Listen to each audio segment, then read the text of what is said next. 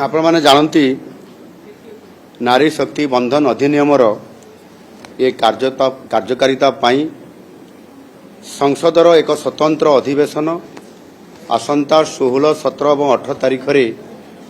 ये संसद रे आरंभ होगा जाऊँ। यही संसद अधिवेशन रे गुरुत्वपूर्ण बिल पास करा जिवो एवं संविधान संशोधन होबो। लोकसभा एवं विधानसभा रे मध्य सदस्य संख्या वृद्धि पाइबो एवं 2029 रे जो साधारण निर्वाचन होबो से साधारण निर्वाचन रे ये स्वतंत्र भाव रे 33% अर्थात 1/3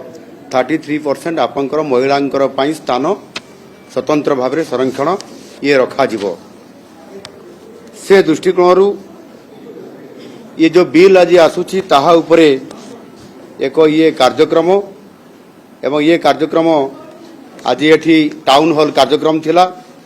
ये टाउन हॉल कार्यक्रम रे आज महिला मानकू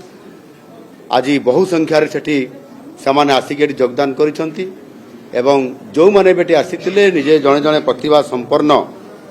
एवं समाने निश्चित भाव रे ये कार्यक्रम को जो सफल करबा पई एवं समाने आगामी दिन में मध्य तार सफल नेतृत्व किभली भाव में नहीं पारिबे आ सेथि पई आज समाज रे प्रत्येक क्षेत्र में महिला मानकर भूमिका को उच्च प्रशंसा करा जिबा सहित आगामी दिन में समान नेतृत्व को संपूर्ण भाव में जेते बेले पूरा करा जिवो आ सेते बेले निश्चित भाव में आम सरकार जो विजन रखचंती 2036 पई समृद्ध ओडिशा ता निश्चित भाव में ये महिला मानकर 33% जेते रिजर्वेशन होइकरी तांकर प्रतिनिधित्व बढ़िबो एवं समाज रे समानकर दायित्व बढ़िबो एवं समाज रे समाने विकास क्षेत्र सेवा क्षेत्र जेते बेले महिला मानकर संख्या जहा कि समुदाय जनसंख्यार अधा समानकर प्रतिनिधित्व जेते बेले वृद्धि पाइबो निश्चित भाव में समृद्ध ओडिशा तथा विकसित ओडिशा गठन होबो एवं मोदी जींकर जो संकल्प अछि विकसित भारत